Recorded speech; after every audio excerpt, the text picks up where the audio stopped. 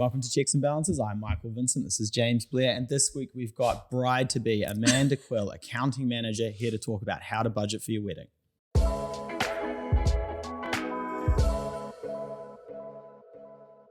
Here comes the bride, all dressed in. Come on, Mike. You leaving me? Not doing this again? We sung once. We're not going to do it again. So Checks and Balances has been going for a couple of years now. And since day one, we've been trying to get Amanda on the podcast. Yeah. And Amanda, you've been dodging and weaving, haven't you? Yeah. Yep. And it's still trying. Yeah. It's safe to say you're excited about this? Absolutely. Yeah. So make sure to send Amanda some love in the comments. Make sure to give us a subscribe. Make sure to give us a review to make sure she's feeling the love.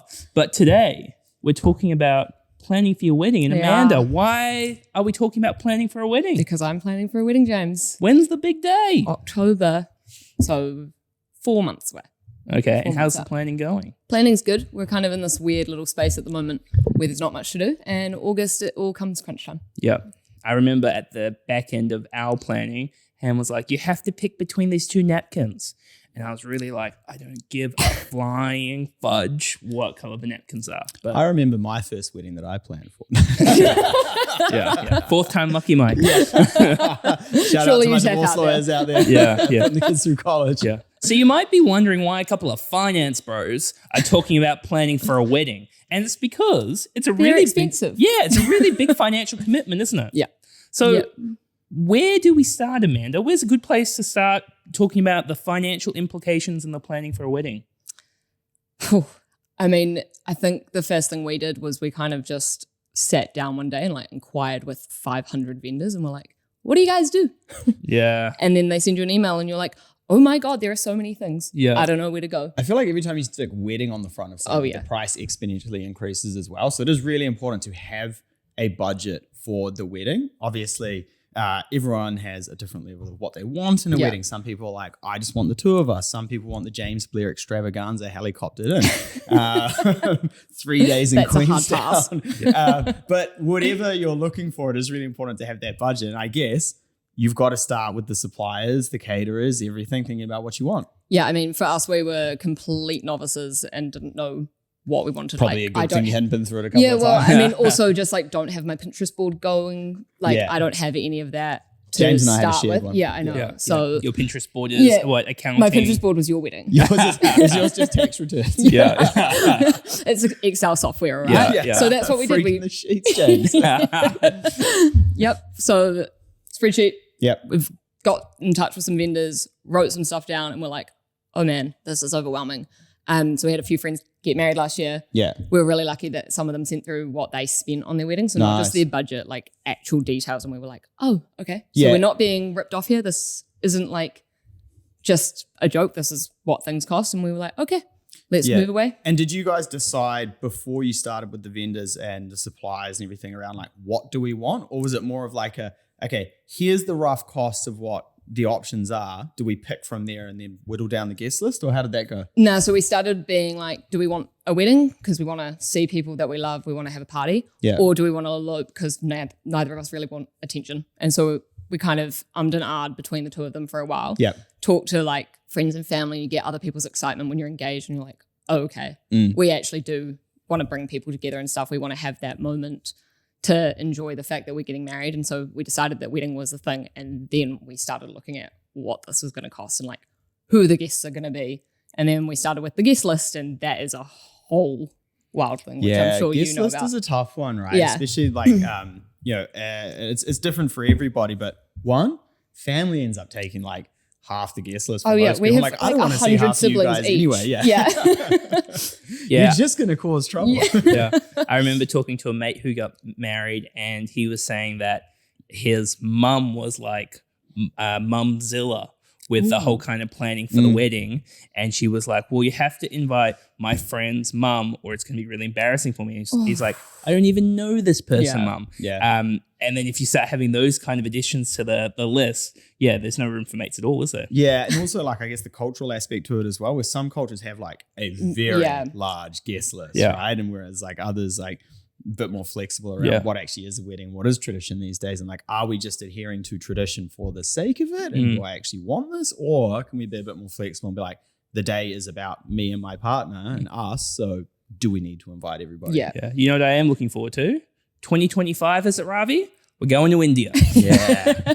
Ravi's getting married. I know. Yeah. Talk about a planner. We've had the date 2025 in our calendar for over 12 months. James and I try not to make it about us. Yeah. It's completely about you guys. Yeah, that's what we do. Okay, so when you got the numbers from your friends, that's an interesting one because I feel like... Oh, yeah, being the sent their cost. budget. Yeah. Yeah, it was so nice of them. Yeah, I feel like...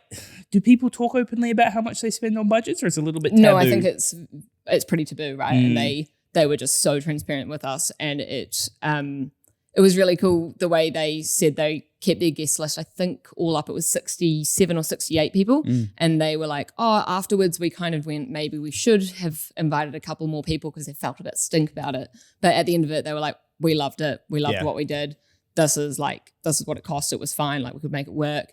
And then these are the things that went over budget. So one of the brides, like she spent more on her dress than she expected. She got in contact with her florist and was like, "Hey, can we pull the budget back on that?" and stuff. And I was like, "Oh, those are like good insights," because I just had no idea. And then, when you start looking into different things, like some people spend thousands and thousands of dollars on flowers. Other people spend like $2,000 on flowers. And there's a whole range in everything you do that can go like up here or be down here. And it really just depends on what you kind of want from the day, what your image is. And so I really wasn't across the detail. As you say this, I really wasn't across the detail for our wedding. I mean, I think if you ask Simon, he's not across the details either, right? Like he has an idea, but he's also like, yeah, cool. I just want it to be nice. Yeah. I think Hannah and I had a total budget where we were like, it was around the ballpark of like 50 grand. And we were like, I was like, if this is 50 grand, then I'm cool with the outcome. And then Hannah's parents paid for the dress. And I think my parents paid for the drinks. So I went hang on the drinks. That's why there were espresso martinis at your wedding. And they were great. Side story about when there was like, So for my wedding, we had like they had a whiskey bar there. And I don't know anything about whiskey, right? Is it the whiskey and cigars? Yeah. There's two funny parts about the whiskey and cigars. So I went to the local liquor store in Queenstown and was like, I need some whiskey. And the lady just saw me coming from a mile away. And she goes, look, there's a really expensive whiskey over here, but it seems like you want this stuff. And I'm like, screw you. I'll take all of that. Give me the $300 bottle of whiskey. And my dad was like, you spent how much money on whiskey? And I was like, I don't know. I saw red. I got all fired up. You were Groomzilla. Yeah, pretty much. I mean, there is a component to weddings though, which is a fixed cost though, right? Like there's some stuff you can't, it doesn't really fluctuate too much. And I guess it's, maybe venues, probably a photographer, these sorts of things. So we, in our spreadsheet, we had two tabs, right? And there were the variable costs that we were comparing between different venues. So that came down to like what the drinks and food per head, what the venue cost was, what involved, what we were going to have to hire. And then we had our fixed costs, and they were the DJ, photographer, dress. What am I getting paid? Outfits. You're getting invited when you weren't going to get invited. Like celebrant and stuff, that's not going to change. Even if you look at eloping, you're probably going to want some photos of that. So you can get the smaller package for a photographer, but the base fee doesn't move that much. Yeah. I guess the other thing to remember though is like it's all the add-ons on top of that. Oh yeah. Because you can get down to like you said, James, is like, do we get this napkin or this napkin or this setting or this setting? Really don't care. Apparently, there's I different really ways to not a napkin as well. Apparently, I really don't care is not an acceptable answer. Well, I for don't any think it's future that grooms. you don't really care. I think you care about the day and the general theme. I don't care about the napkins. I think it's more that the details around those sorts of things. Like your focus on the day would have been about Hannah and you and your family. The details around napkins and knots and knives and forks is lost on us, really. Yeah, right? and I think that's kind of comes back to whether you're someone that's been dreaming about the big day or whether you're like, oh, I love this person and I want to marry them. Yeah. And we're going to do that and celebrate, but actually the little details aren't the thing that's going to make the day what the day is. Yeah. There's so many funny stories I think about my wedding now. Remember when we went and jumped in the lake in Queenstown?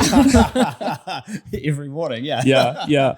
Great way to cure a hangover, by the way, is jump in the lake in Queenstown. Yeah, cool. So let's jump to when some I of got your... told off in the helicopter for opening the door. You've got so much to live for, Mike. Let's jump to some of your kind of top tips. So what are the top tips? I mean, maybe we start with the guest list, right? The guest list is a very controversial one. What did you guys do there? This is controversial in itself. So we Mike's uninvited. Yeah. We made an A, a B, a C, a D list of people. And so A list was our immediate families, which for us is 22 people, right? That is our siblings and our in-laws. So just to clarify, Mike and I aren't A-listers? No. Yeah. No one's an A-lister, right? But we're getting sent granola by Hubbard's. Does that not make us an A-lister? Shout out to Hubbard's. Thank you for the granola. Yeah. So it's crunchy. Then we had our B list, which is like our immediate best friends. And so when we combined this list, it was like we could do an elopement of 40, or like a small wedding of 40 people. And then we went to the C and D, and that was just adding in friends and family kind of as we were figuring out what we wanted, who we wanted there and things. And so across each place that we were comparing, we did, that's so nerdy, but anyway, we did the price per head times the variations and looked at whether... Nerd. I know. And then we weighted it on a per capita basis. This is why I walk in every morning and say to the accountants, morning nerds. Yeah. How's your spreadsheet? Love a spreadsheet. Honestly, the spreadsheets are out the gate for this wedding. But anyway, and then we compared it all. And the crazy part was that once we'd moved away from the elopement idea, moved away from the 20 person with just our family idea, we looked at the big wedding, kind of what the variation was, and it didn't change. Like, it does change per head, but once you got your fixed costs, it kind of didn't change. And so we were like, okay, now let's just go to, we've got like a variation of A, B, C, D from the original list, all floating through there of how it's going to work best and stuff. And then the other thing with the guest list is we made the call pretty early on that we didn't want a bridal party. Really? Yeah. So we have no bridesmaids, no groomsmen. And that actually came down to a couple of the people that were in the consideration for that. They're not living in New Zealand. And we didn't want to put pressure on people to have to come back for a day. Yeah. Like, you know, it's expensive for them to attend. And like, it's just a day. Like, it's funny. I've actually heard someone doing that, like the A through D list, but with the a bit of an adjustment to it. It's like, you have to be there. And then everyone else is like, what are you going to bring to this wedding? Like, are you going to make this day better? Or are you just there because I feel obliged, right? And it's not like, they're not like saying pitch in, but it's like, we want this day to be fun. Are you bringing drama? Are you not bringing anything? Like, you know what I mean? Like, it's like, in that instance, why bother? Yeah, I mean, we had that debate, right? We were like, we want there to be more than 50% that is people that are there to have a good time, so that we like, you know, if we're having a party, we want a party. Yeah. And like, love family and stuff, but also at the same time, if you're going to do just a family event, then the venues you're looking at are probably different than you know, the typical wedding venues. And I don't want to go on too much of a sidetrack here, but I'm not going to gloss over it. James, did you just a cappella remix Boots with the Fur and Get Low? Yeah. We've lost the Hubbard sponsorship. Guys, sorry to Hubbard's. Everyone doesn't get the Hubbard's reference. Hubbard sent us a whole lot of stuff. It's really good, actually. Yeah. It's crunchy with fiber. Cool. All right. So once we've got the guest list down. Sorry, can I just chuck in one more thing about the guest list? I like the idea of dividing it by the total cost divided per person. Yeah. And then so like. That's a weird thing though. Yeah. At the same time. No, I think it's fair. I don't think at all. Because the way I did it was, because you're right, there is a fixed cost that you can't get away with, but with a variable cost, especially just with like food and drinks. It's just food and drinks. Yeah. If you're going to spend like, say, $300, $400 on a person, would I spend $300 or $400 on this person? And I was like, nope. Because it's a big cost. It depends on the day, right? Like, you're talking about your brother. Sometimes you're like, I spend $400 on you. And sometimes you're like, go away. It depends how well he sticks to his budget. Jordan, you are buying a house by the end of the year, whether you like it or you don't. But yeah, I like the idea of dividing it, working out the cost per person and going, does this person add value? And there's definitely a fun factor. Maybe they're not that close of a friend, but maybe they're a great time. Yeah, 100%. Okay, so once we've got the guest list down, we're looking at the fixed cost. So we've talked about the photographer, entertainment. Is there anything else that you sort of, when you were working out the fixed cost for the wedding, that you took into account? Oh, so like, there's seasonal differences. Oh, yeah. So peak summer or peak wedding season is... Oh, that sounds expensive. Depending on the place, I think it was like mid-November or December through to like March-ish. Yeah. And it did add a fair bit to things. So venue costs go up.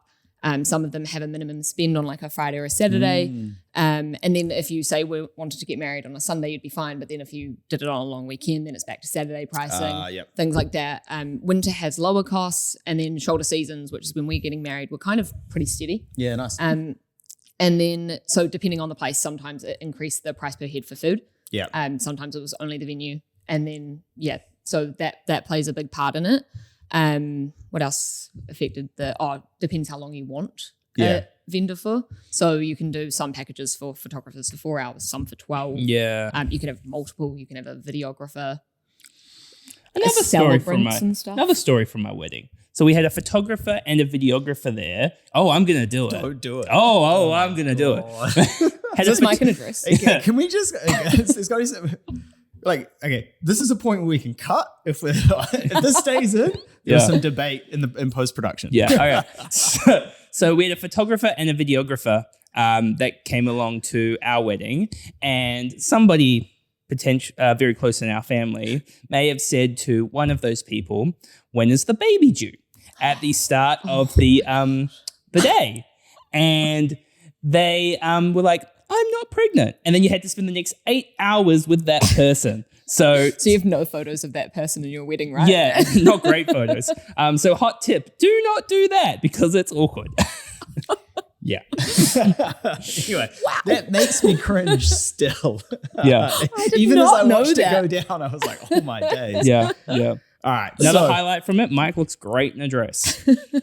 Yeah, I do. Yeah. And that's not a joke. Ravi, pull up a picture. Do not Surely that goes in. All right. So anyway, there's certain tips and tricks you can do to try and reduce the cost, but still get, the venue you want or the photography you want. You can scale back on things. I guess when it comes down to the cost per head with the food and drink and stuff, was there like a specific sort of target you were aiming for, or were you just thinking we got so many. Like we did a lot of inquiries. Yeah. And so we just kind of felt around for what it was, and we realized that there was like not much in it between most of the places we were looking at. Yeah. So how we ended up making our final decision was when we originally started looking, we both wanted to get married somewhere close to water. Mm-hmm. And so when we couldn't decide on where, we Auckland because it floods all way the time. back. So we went back to that. We got our favorite venues that had like a water option, and then looked at what the wet weather options were, because exactly that. We went to a viewing in peak summer and it was beautiful, and the next day the place flooded out, and we were like, that can happen any time of the year. Why get married in peak summer? Yep. And what about, like, I guess there's costs people don't even think about, right? Like, say, for example, the buses. I saw the other day that the bus. My gosh. Like, how much are the buses costing? We're going to tell I think it's like $3,000 or something for buses. Return. You just. I saw Ravi go behind the camera. Mate, you're doing 2 weddings on 2 separate continents. Good luck for you. But $3,000 on buses, right? Yeah. You just go like, it's just a sunk cost. And then there's like little things. So what I found really interesting, I was like, bridal party, you don't have to pay for hair and makeup for a whole bunch of people. Yeah. But then all your hair and makeup artists have a minimum. So actually, James, we should get ours done. Well, I mean, so it's fine. Like, so one of the first makeup artists that I was interested in using, I think she had a 6-person minimum. Yeah. And I was like, well, I was always going to have mum and my sister and maybe a friend getting ready with me regardless. But like 6 people. So I've actually ended up going with a more expensive makeup artist, but works out cheaper because of the cost per head. Which having been in a bridal party previously, but also in a groom's party, very 2 different ways of getting ready in the morning. When I was in the bridal party, it was like you're up at like 6 a.m. Makeup starts at like 7:30. There's robes, there's champagne. The guys' side, you kind of get up. We played some cricket, I had some drinks. That's Simon. He's like, "What am I going to do all day?" I'm like, "That's on you. I've organized the rest of it. You figure that part out." Do we play? What was it? Frisbee golf? Yeah, we did play frisbee golf. And also, it turns out my hand-eye coordination, terrible with everything, does not extend to frisbee golf. No, it's just the worst I've seen. So we've spoken about the fixed costs, the variable costs, the guest list. Where are some areas that you can actually save some money if you wanted to? Yeah, so I mean, you can borrow stuff from people if they've got them married, like, depending on what you're doing. Like husbands and wives? Yeah, absolutely. Yeah. But like, so some places you have to, if you want an arch, say, if you're getting married outside, like you can hire them, but you can also make it. You can borrow it if someone has one, because like they're kind of a one-time thing. I don't know what you'd use an arch for outside of a wedding. I got one in my backyard. There's bridal sales, there's sample sales all the time. Go secondhand for things like I think it's, what's it called? Still White does, like, you can buy dresses online from all over the world. Everyone's got their listings. There's a secondhand shop in Ponsonby that you can go and try on dresses at, and like, they're all really high quality. So it's a good way to kind of reduce costs. Particularly dresses are one that lots of people blow their budget out on. Oh my god, it's one day as well, right? Like as one dress that you're probably going to put a heel. Yeah, at least with the lads, you can wear like maybe the suit again. Yeah, like, you know. It's also the keeping the dress bit as well. It's like, why do you keep the dress? I guess it's just the. I have no intention of keeping as a my borderline dress hoarder. Like I understand keeping the dress. Yeah. I'm like, it'll all sit in my wardrobe. Yeah. Even now, the box that my dress came in, Simon uses that as a stand for his laptop, and I'm like. Every time he pulls it out, I'm like, we're just using that? He's like, yeah. So before we wrap up, I in terms of the cost that you spend on the wedding and versus it's one day, what do we think about the money that gets spent on weddings? Oh, it so comes down to who you are, what you want. Like, I think if you're doing a wedding that's not in line with like what you enjoy and stuff, you're probably going to regret spending that money. Yeah. I think if you're doing something that you're comfortable with, like it's expensive, but you know, so is a holiday. So like what's going to satisfy what you want long-term and things. Like just, it shouldn't go outside of what your usual budget kind of is. Yeah. I think about that as well. It's like it's one day. I think it's very easy to get kind of swooped up in all of it. Yeah. And you just go and spend more and more money. And that's maybe where the regret comes in. That's what the Excel spreadsheet is for. So look, if you're not an Excel spreadsheet boy or gal, make sure to chuck it in the comments. Amanda will send you her spreadsheet because I think it's like it is a must to be tracking how much you're spending. And, you know, the reason we have this podcast is because not everybody is great with money decisions. It's really important to make sure you have a budget, you stick to it. And, you know, I wrote down all of the hors d'oeuvres I wanted, and then I got the total cost. And I was like, you know what? Your boy's going to have to sacrifice some of his tempura prawns. Yeah, see, we're not at that point yet. Maybe I'll completely change my stance on this in a couple months. Yep. Also, those bloody ivory napkins. Cool. Anything else before we wrap it up, Amanda? Enjoy it. It's fun. Yeah. It's fun planning for a wedding. Love a wedding. Yeah, cool. And we haven't even touched on engagement rings or honeymoons. So we'll have to get you back to talk about all yes, that we stuff. will. Yeah, great. Okay, please subscribe. Make sure to give us a review and we'll catch you next time. Cheers.